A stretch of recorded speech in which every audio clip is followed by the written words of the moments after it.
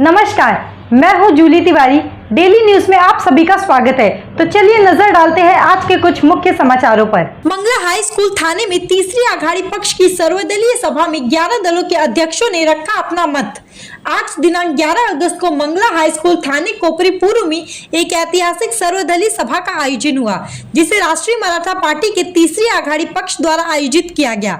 इस महत्वपूर्ण सभा में कुल 11 दलों के राष्ट्रीय अध्यक्ष और उनके सैकड़ों कार्यकर्ताओं ने अपनी उपस्थिति दर्ज कराई, जो विभिन्न राजनीतिक ध्रुवों को एक मंच पर लाने का एक अद्वितीय प्रयास था। सभा की शुरुआत तीसरी आघाड़ी पक्ष के वरिष्ठ नेताओं ने की, जिन्होंने पार्टी की उपलब्धियों और भविष्य की योजनाओं पर प्रकाश डाला। इसके बाद उपस्थित दलों के राष्ट्रीय अध्यक्षों ने अपने विचार और सुझाव साझा किए। इस दौरान सभी दलों के नेताओं ने तीसरी आघाड़ी पक्ष की नीतियों और उनके कार्यों की समीक्षा करते हुए इसे राजनीतिक संतुलन बनाए रखने का एक महत्वपूर्ण प्रयास करार दिया। उन्होंने पार्टी की मौजूदा स्थिति और उनकी भविष्य की रणनीतियों पर भी चर्चा की। कुछ दलों ने जहां तीसरी आघाड़ी की कार्यशैली की सराहना की, वहीं कुछ ने अपनी चिंताओं और सुझावों को भी साझा किया। सभा का माहौल उत्साहपूर्ण और गंभीर रहा, जहां राजनीतिक दृष्टिकोण का आदान प्रदान हुआ और विभिन्न मुद्दों पर सहमति और असहमति दोनों ही व्यक्त की गई। सभा के अंत में तीसरी आघाड़ी पक्ष ने सभी उपस्थित दलों का धन्यवाद करते हुए भविष्य में इस प्रकार के और अधिक संवादों की आवश्यकता पर जोर दिया।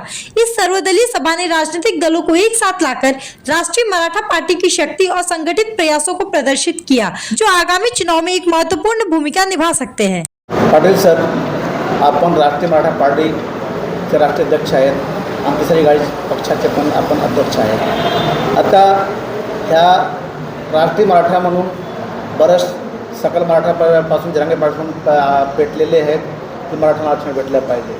सेकंड की आपण तिसरी आघाडी पक्ष स्थापन केलेले आहे।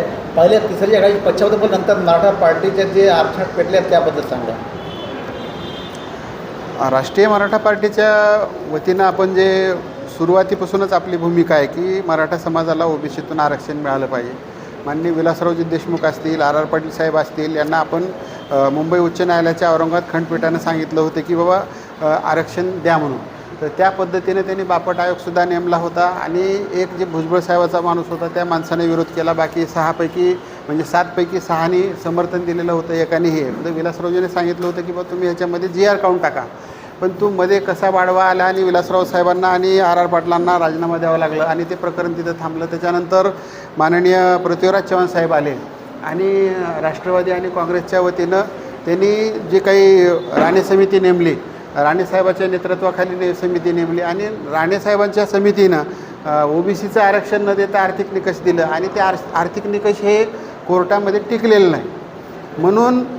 आणि एवढं असतानासुद्धा माननीय मुख्यमंत्री एकनाथरावजी शिंदे साहेबांनी आरक्षणाची एवढं झालं असतानासुद्धा, ओबीसीची मागणी असतानासुद्धा छत्रपती शिवाजी महाराजांचा शपथ घेऊन परत तीच चूक केली आणि आर्थिक निकषावर जे 10% आरक्षण दिलेलं आहे। आता त्या बिहारमध्ये आपण बघताय 60 ते 65% आरक्षण दिलं होतं, तर त्याच्यामध्ये हायकोर्टाने रद्द केलेलं आहे, सुप्रीम कोर्टाने रद्द केलेलं आहे। मग हे सुद्धा आरक्षणाची तशीच परिस्थिती होणार आहे म्हणून जे काही जरांगे पाटील ओबीसीमधून आरक्षणाची मागणी करतात त्यांच्या आम्ही पूर्ण पाठीशी आहोत आणि ओबीसीतूनच आरक्षण मिळालं पाहिजे ही आपली भावना आहे। आणि राष्ट्रीय मराठा पार्टी आणि तिसरी आघाडी सरकार जर आली तर आरक्षणाचा मुद्दा जो आहे मराठा समाजाचा तो प्राधान्याने सोडवण्यात येईल, लिंगायत समाजाचा सोडवण्यात येईल।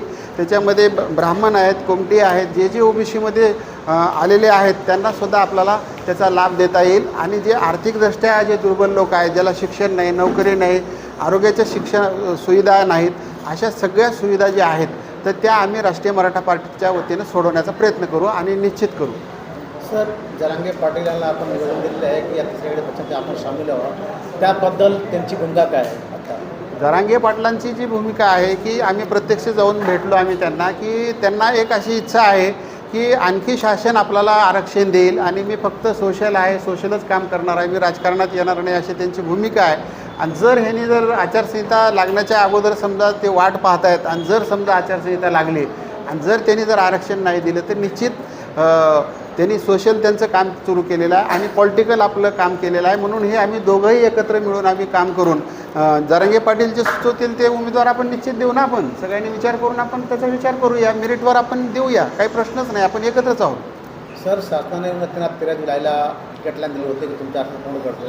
नंतर आता 31 तारखेला साहेब जरांगे पाटील साहेब काय बोलतात की आम्ही जर पूर्ण झालं तर आम्ही पूर्ण त्याला विधानसभेला आपला आमदारसाठी उभा करतो. त्याबद्दल आपलं काय आहे? बिलकुल उभा केलं तर स्वागतच आहे आपलं.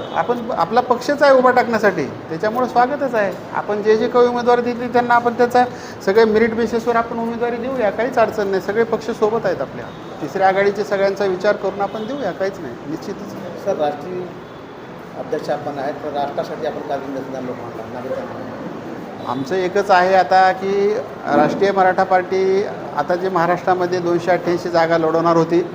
आता ह्याच्यामध्ये हरियाणा आणि महाराष्ट्राच्या निवडणुका होत्या, परंतु निवडणूक आयोगाने माननीय निवडणूक आयोगाने गुजरात आणि जम्मू काश्मीरमध्ये विधानसभेच्या निवडणुका घोषित केलेल्या आहेत आणि आपल्याला भरपूर आता अवकाश मिळालेला आहे.